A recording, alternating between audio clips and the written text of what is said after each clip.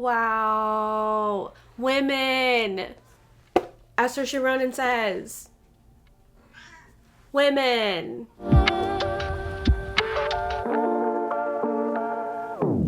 Hey, hi, what's up? It's your girl Nicole coming at you in her best goblin chic. I've got no makeup, maybe dirty hair, third eye blind t-shirt, cardigan, sweatpants that do not match anything that I'm wearing, and my little house slippers. But I just realized that my Goodreads challenge, I am behind. It is December already, and first of all, how did that happen? Hate the way time works.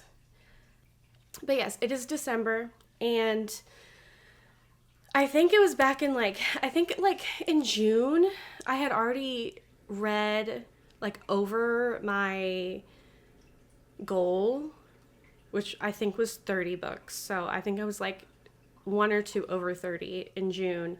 And I was like, oh, I can read so many more. There's a whole half of the year left. So I bumped it up to 50 for the year, really thinking that I would go balls to the wall and be able to read more. However, we're at 38. We're at 38 out of 50, and it is December. So what I am going to do is I have compiled a stack of books that will take me to 50, and they are the shortest books that I have. So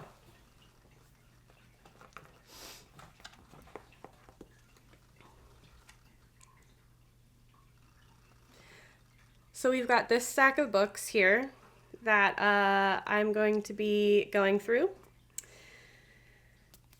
for the month of December. I'm not going to get through all of these. Let's be honest. I'm not getting through all of these. But I am going to try my darndest to get through as many as I can. And right now, they're in order of how many pages there are. Top one being the shortest. So I'm not going to start with the top one, though. I'm going to start with Drowned Country by Emily Tesh. Yeah, Emily Tesh. This is the second in a duology that's very folklore-y. I've already read the first one. That's also going to show up in a video, but that's probably going to go out after this video does, because I am a menace and a hazard to myself. And that one's going to be fun. I tear one book to shreds, but it's bookended by two bangers. One of them being the first one of this, which is Silver in the Wood is the first one. Read that. It's very good. But yeah, I'm going to start with this. This one is 153 pages. And then we'll make our way through, and I'll talk about them with you. So here we go. Okay, so hello. I just finished the first part of Drowned Country, and immaculate. I will most likely be spoiling a lot of these books, and this one definitely I'm going to be spoiling the first one, Silver in the Wood. So if you don't want any of this spoiled, I will put the time code down in the description box so you can skip them. But okay, so Drowned Country. Where do I start? I want to talk about it. So first of all, gay. We been knew, obviously, but my God, my boy is down bad. And also the narration being from Silver instead of Tobias. Love that. Love getting to see his point of view. Well, I guess actually the POV is probably switched because they switched roles. But like in the first book, it was Tobias, the wild man myth, and then now it's Silver as the demigod wood caretaker. So I guess that makes sense, actually. Love that. We start off and my boy Silver is a pathetic little man. Boy is a down bad simp for his ex. Also, sad that they broke apart. Like, I hope in the second part we get to know why. But I do love a 25-year-old seemingly immortal demigod who is a pathetic little simp over his ex. God bless him. So we start with our boy Silver laying on the floor, which, floor time. Everybody needs floor time. However, my boy seems to have laid there for 2 years. I know he hasn't, but that is the vibe that I get. In his mind, he's been laying there for 2 years. Green Hollow Manor is in shambles. My boy has taken to wearing one of Tobias's old jackets. Wow. When I say pathetic, I mean he's pathetic. I'm like, honestly, stand up. You're a semi-immortal demigod who has experienced a trauma. So I'll give you that. I will give you that. But anyway, his mother comes back to the manor and asks him to... It's not really asking. It's more of voluntold situation where she says he is to come with her to where his ex is so that they can hunt down a vampire. However, get there, lots of feelings, lots of big feelings. Coming to find out, there's no vampire to hunt because Miss Maud has slain this vampire on her own, which, like, okay, slay, literally. She staked through the heart of this 900-year-old vampire, like, okay. Cut off his hand to create some magic powder that knocks people out. Honestly, she's a force to be reckoned with at 21. Bless her. Come to find out, she's doing all of this because she's looking for fairyland, and she believes she knows the way, she can see the road, and Silver offers himself as a magical being to accompany her because my guy realizes that he's lost himself somewhere in everything that has happened to him, which, like, is very understandable. I don't want to talk about the trauma that I've been through, like, 2 years ago, but you really do, like, after big trauma, you really do lose yourself a little bit, and it takes a while to get back to who you used to be. So he's like, I'm a folklorist, like, what am I doing?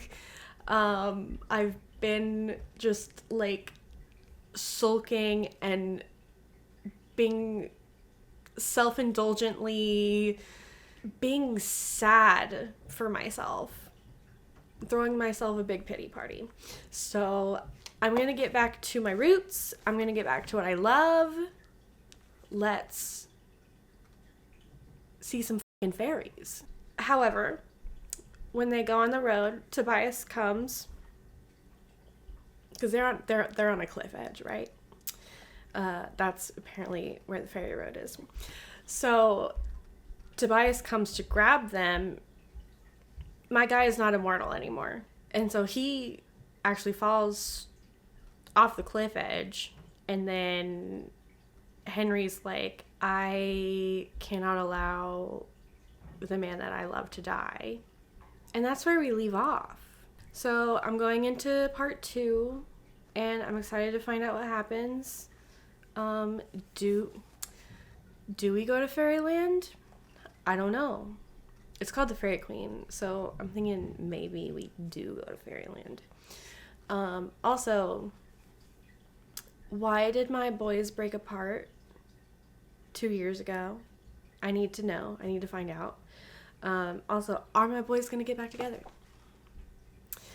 Because it's a duology. This is the last one. They have to get back together. I'm pretty sure this is going to be a breaking up and making up story. Although, more of the making up, because the breaking up has already happened. But still, I'm excited to see what happens. So, let's go find out.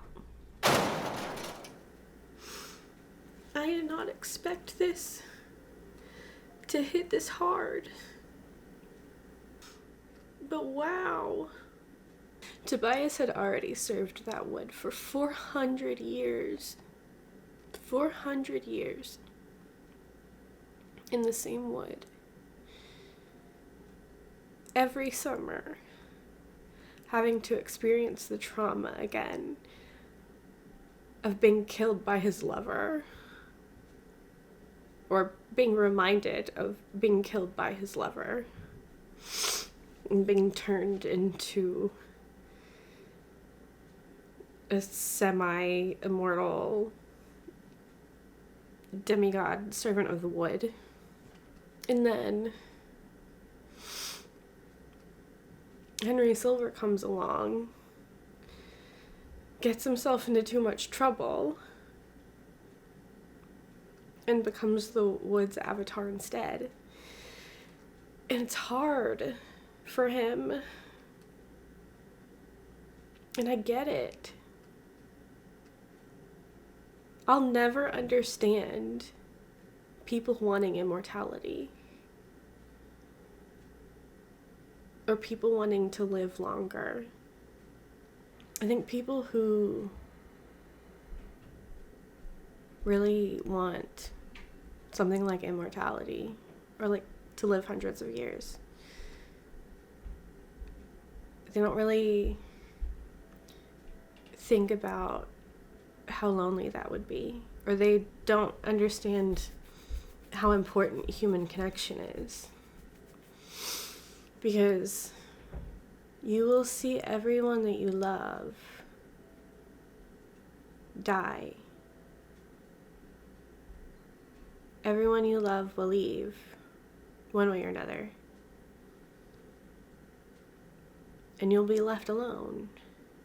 Sure, people will come and go, but it just seems like a lonely life. And Silver really understood that.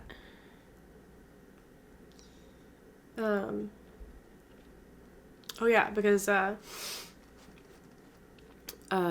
so we find out the reason why Tobias left, and they broke apart. Silver was lying by omission, and his mother was hoping that Tobias would come and help her with the hunting business. But he never told Tobias about it because he felt like he needed Tobias. But of course, when Tobias found out, he was angry about that. Because Tobias was having a hard time just sort of sitting around. He is a man who needs to be doing something. He's a man who needs to feel helpful. And a man who needs to be doing something with his hands. And he knew that Silver knew that too. So, obviously, there were some emotions about that. And he felt like he had been really foolish and left. And it's been 2 years since then when all this happens, but I'm gonna start crying again. Tobias comes back and tells Silver that I'm okay. I'm fine. Pull it together, Nicole. Tobias comes back and tells Silver that he'll take it back.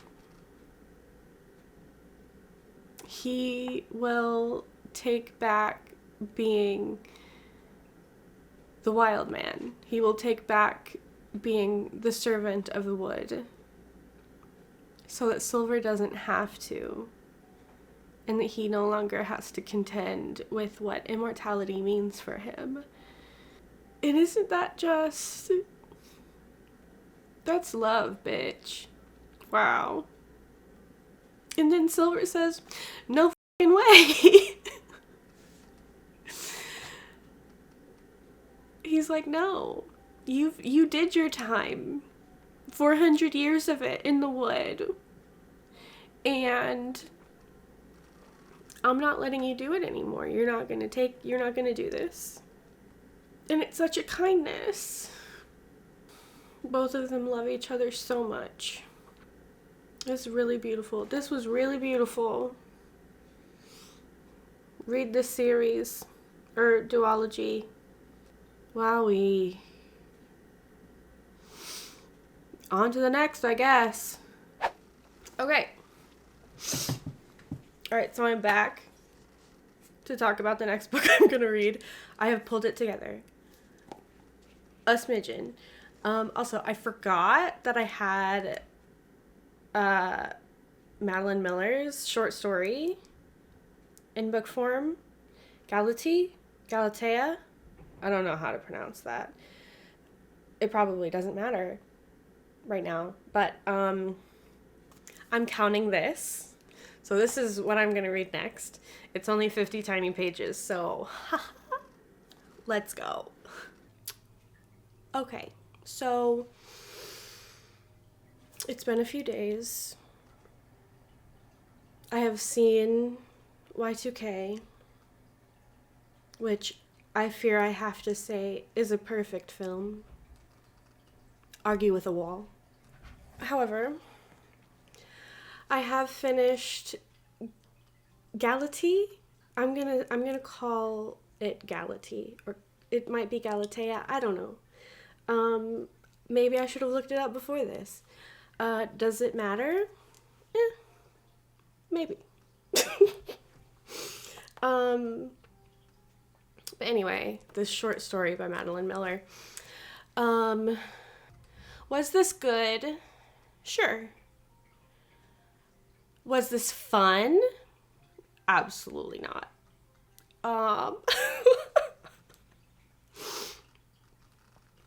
So,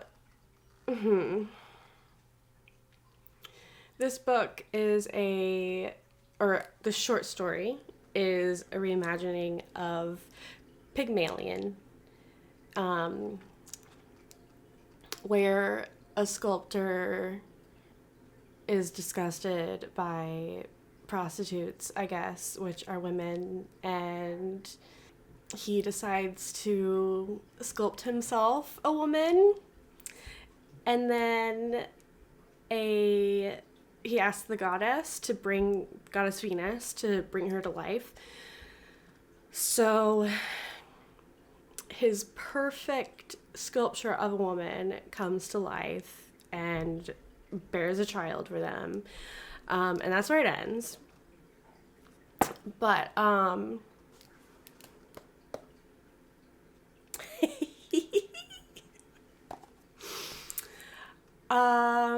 where to even start? How to gather my thoughts here? The misogyny of it all, not Madeline Miller.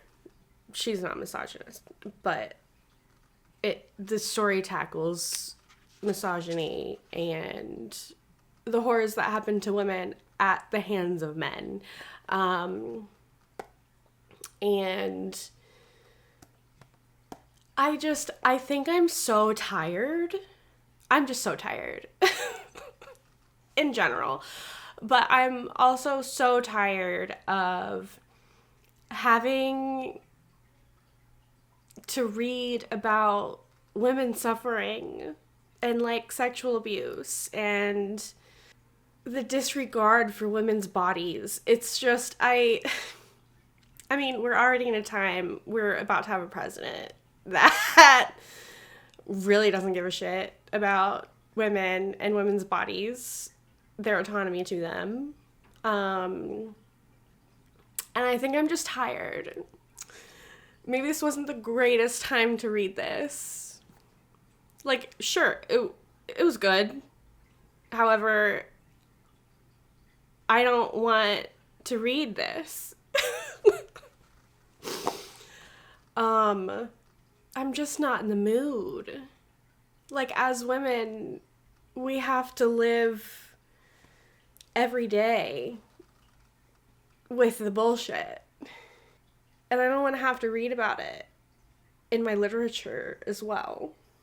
But obviously it tackles important issues. It's just very, very icky. It was very, very icky for me to read right now. And that's me. That's on me. That's not on Madeline. Quite the different tone from our previous book that we read. So, yeah, anyway, that's Galatea, I'm not sure. That's all I gotta say for this one. But on to the next. The next book I'm gonna read is Thornhedge by T. Kingfisher, and I am so excited to read this. I know nothing about it. I don't know what it's about. All I know is that it's a fantasy, but I'm so excited to read it because I loved What Moves the Dead. It was incredible. I haven't read What Feasts at Night yet because I'm waiting for the paperback to come out. But another T. Kingfisher book. I want to read everything she's ever written. So let's find out what this is all about. And we're back. I finished Thornhedge by T. Kingfisher. I'm told that this is supposed to be a Sleeping Beauty retelling or reimagining, if you will.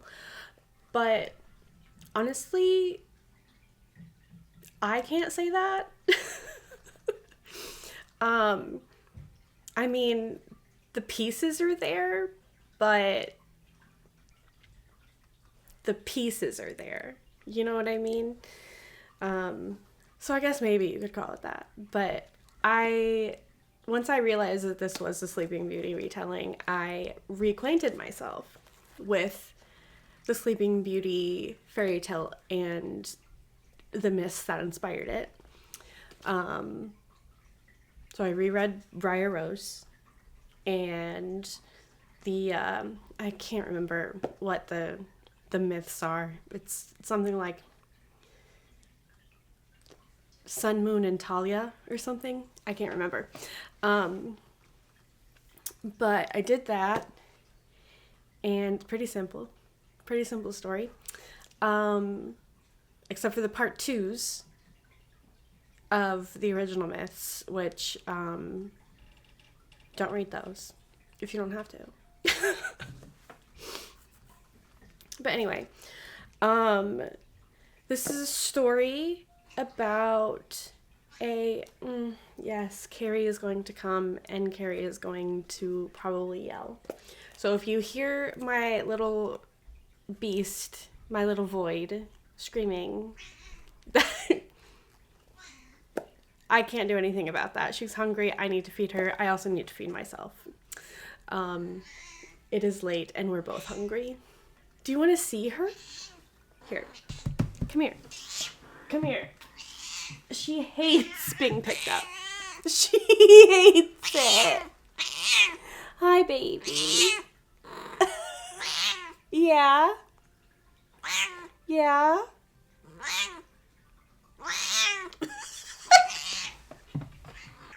But this is about a little toad girl who is a little fairy as well. But she kind of lives between two worlds of the mortal and the fairy world. As the story goes on, you get her whole backstory. But basically we start and she is looking after this castle, keep, whatever you want to call it, that is covered by thorns through her magic. This huge hedge of thorns to hide this tower. And apparently there have been stories about, and one particular knight has heard one of these stories and comes to the tower to find out if there is any truth to the story about this fair maiden being trapped in this tower. And so he ends up meeting Toadling, who is our little fairy protagonist, and he wants to break the curse. But yeah, it turns out that the fair maiden asleep in the tower is actually a changeling, which I kind of love. I have been obsessed with changelings and the changeling story since, like, I first heard about it when I was a teenager, probably. I read so many stories about changelings, and I love that I've read 2 books in the last, 2 months that have changelings in them. This one and Emily Wilde's Encyclopedia of Fairies. Love that for me. I'm living my best life.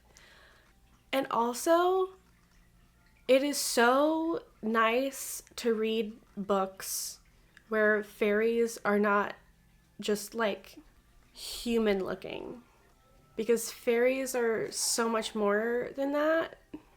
And in this, there's she's raised by, Toadling is raised by these razor teeth green things. I'm like, yeah, that's a fairy. But I really liked this. I did not like it as much as What Moves the Dead. What Moves the Dead moved me, got to me. I liked Thornhedge, but it did not move me in any type of way. Yeah, I mean, solid 3 though. Solid 3. I really enjoyed this. Also, it would be remiss of me to not mention that our knight who comes to the tower is first of all, I love him. He's such a gentleman. He's so sweet. Just gentle, darling. Loves his mother, which could go either way, you know what I mean. But I love the choice to make him a Muslim. I really, really do. I love that so much. This was darling. It was sweet. In the back, Kingfisher says that she thinks it's really sweet. And I would say yes.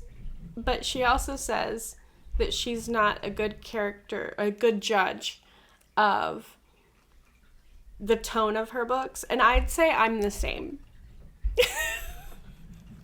Because I thought a story where a man died was sweet. I'm not a good judge of tone. But this was very sweet.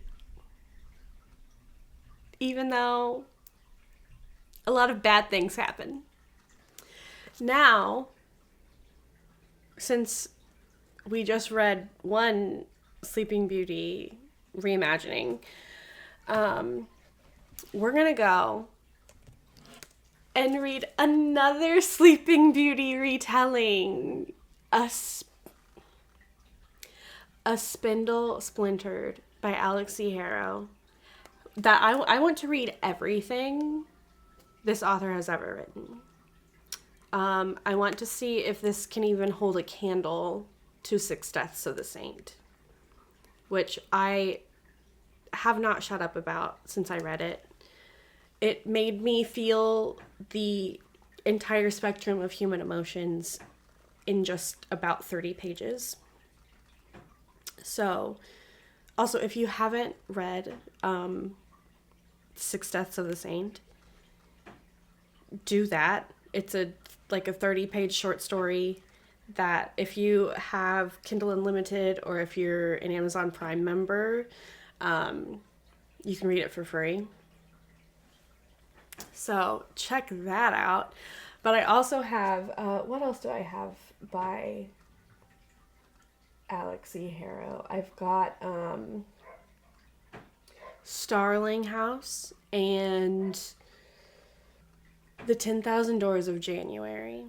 But basically, I'm making my way. I'm making my way through Alex E. Harrow's stuff. This one's next. This is 119 pages. And I hear that it is a Sleeping Beauty retelling. So, here we go again.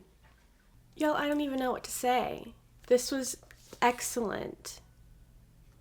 Alex does it again. Like, wow.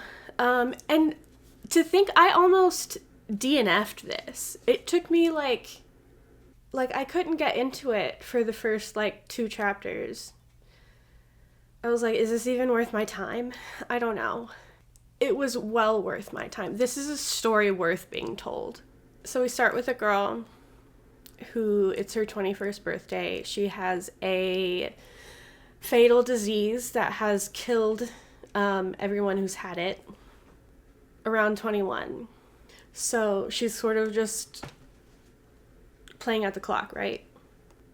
Some weird, wacky folklore stuff happens, and she ends up in a different reality with a different Sleeping Beauty who is cursed to sleep for 100 years once she pricks her finger on a spindle on her 21st birthday. So they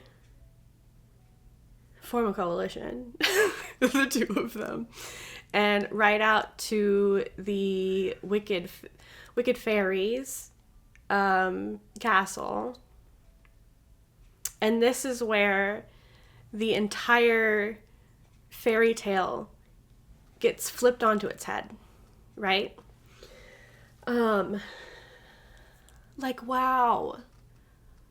Wow. Women! As Saoirse Ronan says, women! So, hello, Carrie. Yes, I love you very much, but you have to be quiet. Carrie's got the zoomies a little bit, so if you hear some crazy shit happening in the background, it's her going crazy. So I remember back to the last book I just read and how I brushed up on all of the myth and lore that inspired Briar Rose and the Sleeping Beauty story, fairy tale. Remember how I said there was one that I couldn't remember the name of? And also to not look up the second part of the story? Yeah. So that's this. That's the Wicked Fairy.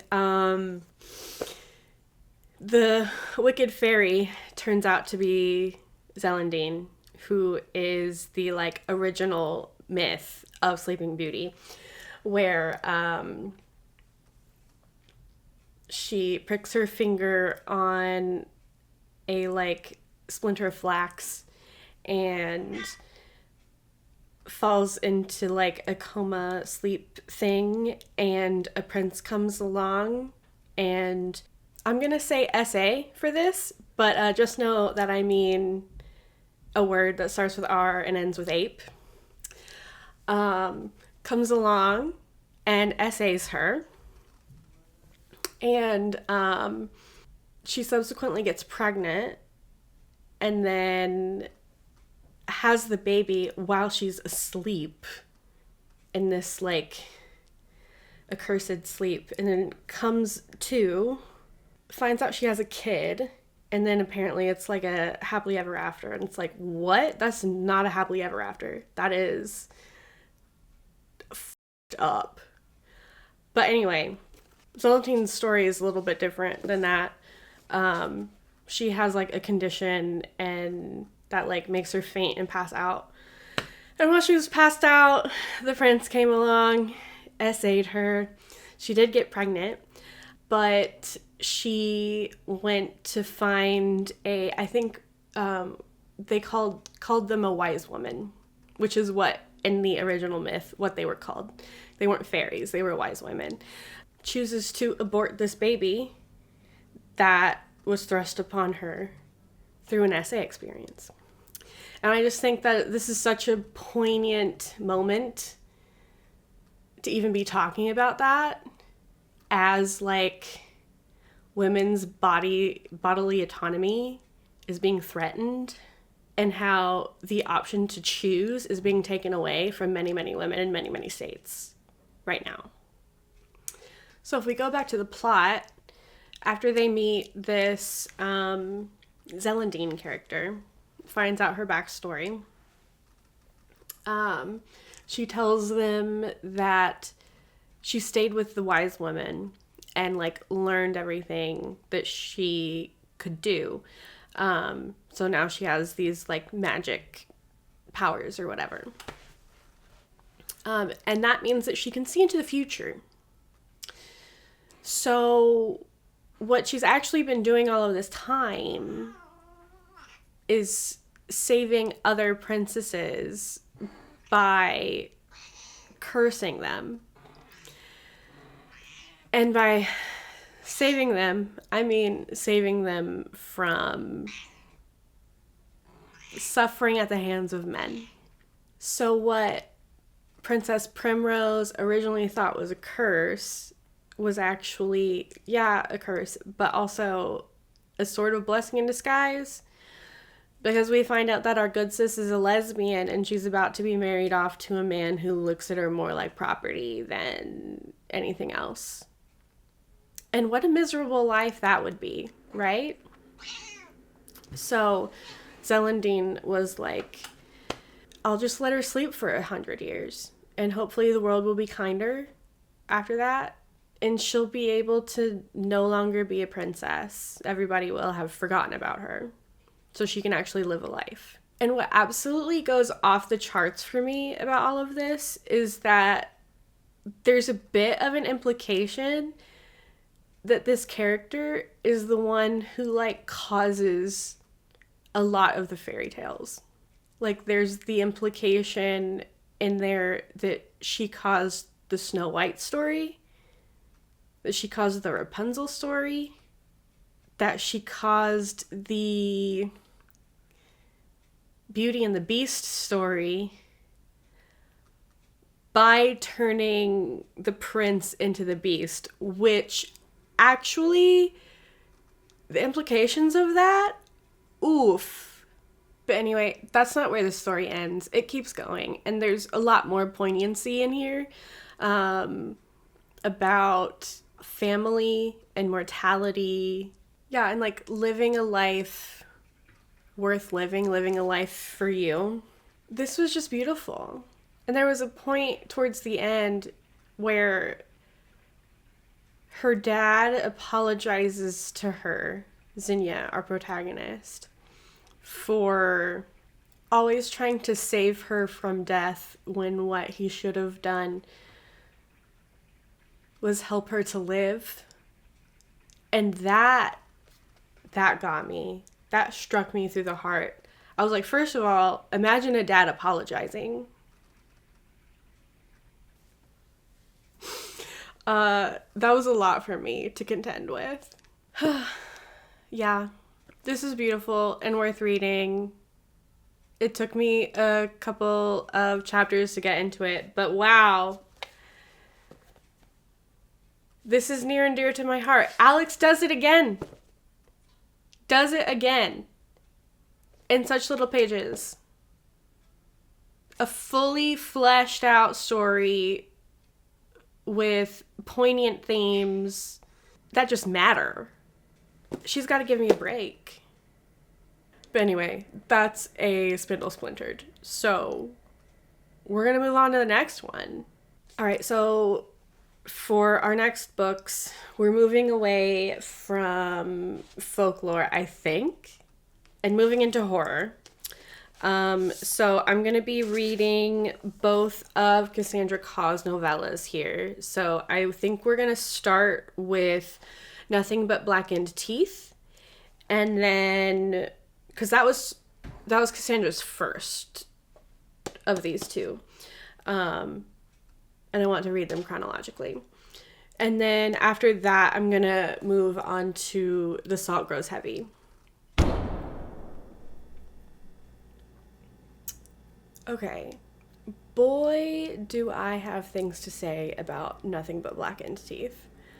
This is a book about 5, like, old friends from, I'm thinking high school is the vibe that I got, meeting up at a haunted destination secret elopement of 2 of their friends. And I will talk about why I'm using air quotations. So they're meeting up for this surprise elopement of their friends. And they all used to, like, go ghost hunting together or something. So they're doing it at this haunted place, this, like, haunted mansion type of deal in, I believe, Japan. The legend of the house goes that there was this bride whose husband-to-be died right before their wedding, so she got herself buried alive in the foundation of their home because she said something like, I will wait for him until he comes home. And then it's said that, like, every year after that, they chose another girl to sacrifice to the house or something like that. Yeah, so that's what this book is about. And you know what else this book is? It is meaningless and it is incoherent. The writing was so annoying to me, and I felt bad at first for being like, am I just not getting this? It just felt like it was trying to be so profound while saying absolutely nothing. And it was all similes. Like, everything about it, like, all of the sentences, it felt like were similes. And some of the similes were absolutely nonsensical. And I was like, what does this even mean? This doesn't mean anything. Do you even know what you're talking about? Like, nothing about this was scary. Like, the imagery was supposed to be tension building and spooky, but the imagery was so bogged down by these similes that the entire thing got obscured. I was like, I don't know what I'm supposed to be feeling right now because I'm not feeling anything. None of this is scary. Everything that you're telling me that is supposed to be scary is not scary. Like, I'm not feeling scared or, like, freaked out or anything, because everything just got so bogged down by the writing style. Like, sometimes there were whole paragraphs saying the exact same thing 4 different ways. And then towards the very end, it got so disgusting and gruesome, like absolutely grotesque in, like, some of the things that were happening. I don't recommend this if you're squeamish, because everything is not scary, and then all of a sudden there's, like, graphic depiction of somebody digging out one of their teeth, and then another gruesome, disgusting depiction of somebody being disemboweled. So, yeah, trigger warnings for that. or content warnings for that, I mean. And to go back to why I was using air quotes when I was saying friends, all of the characters are bad friends. It's crazy to me that they all are even together for this wedding when the bride herself hates two of them.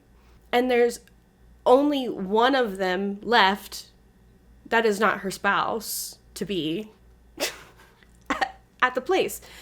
And I'm like, the dynamics are so insane and everyone is awful to everybody and they're all weird with each other.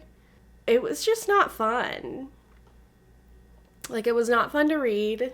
The writing style was kind of horrid and the story meant nothing. And that's a shame because it could have been something really cool. So yeah, sorry, but this was 1 stars. Unfortunately, this was not my thing. And then I tried to read, The Salt Grows Heavy.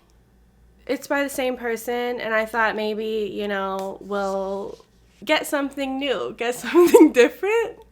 We did not get something new, and we did not get something different. So I started reading it. I got a few pages in, because this one's only like 97 pages or something. And then I tried to skim towards the back after I had decided I don't really want to read this anymore, to see if maybe I'd be missing something really, really cool if I did DNF it. No.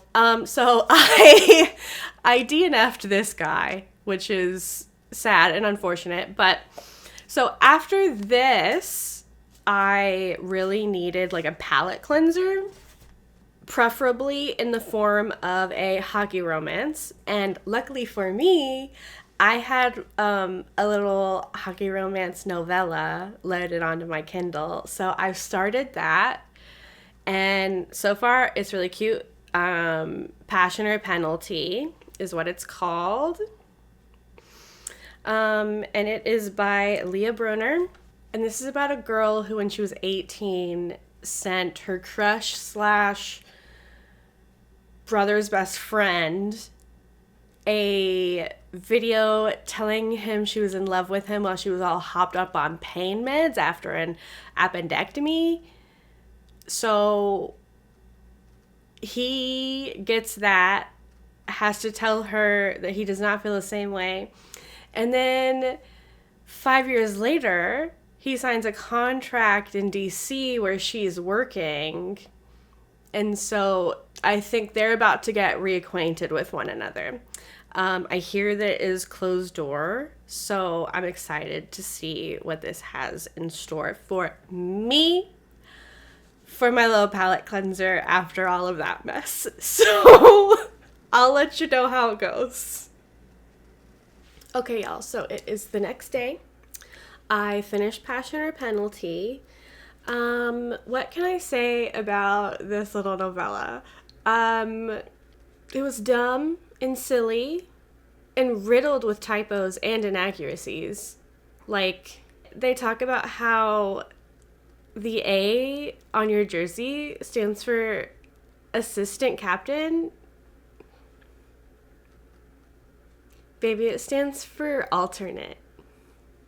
But that's okay, because as long as you can look past all of that, it's still cute and it's still sweet. And it was honestly exactly what I needed to put the whole Nothing But Blackened teeth debacle behind me and move forward. So thank you to Passion or Penalty for cleansing my palate and allowing me to move on to more horror stories. So it's December 29th right now. I am not going back to my stack of books that I talked about in the beginning of this video. I did get a under 200 page book from the library that I had on hold. My hold became available, so I've got that, and I need to read that in the next 3 days. But I don't know if I'm going to finish it before the end of this year. That book is called Talk to Me, an anthology of Arctic horror stories. So I've started that. I don't know if I'm going to finish it and be able to talk about it in this video. Hopefully I will, though. I just know that in the next 2-ish days, I have a lot going on, and like I'm not going to be able to read at all on New Year's Eve because I've got a lot of plans. But we'll see how far I make it. And I'll come back and wrap up this video with you guys. Hello and Happy New Year.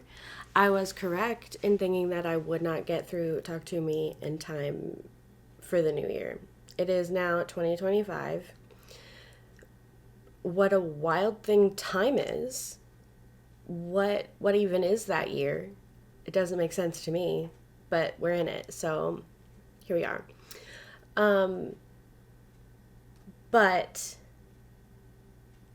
I didn't reach my Goodreads goal, which is fine. I still read 43 books this year, which is really, really good considering that I'm pretty sure I've only read like less than 30 every year for like the past decade. So that's pretty cool. I'm proud of myself. Way to go. But yeah, thank you guys for coming with me on this journey this past month. It's been so fun. We've had a lot of ups and we've had some really, really severe downs. And that's okay. We made it through. We got some bangers out of it, which is really what we're looking for. Always. If I could only read bangers, that would be awesome. But we can't always have that. Thank you guys for coming with me on this journey for the last month. I cannot wait to see what we end up reading in this next year coming up. I am on Goodreads and Fable now. I'm really, really enjoying Fable. So I will put those accounts in the description box below if you want to check those out or follow those. Like this video if you've made it this far, subscribe if you haven't already, and comment below if you've read any of these books. Tell me what your thoughts are and which ones were your favorites. Thank you guys so much, and I will see you in the next one.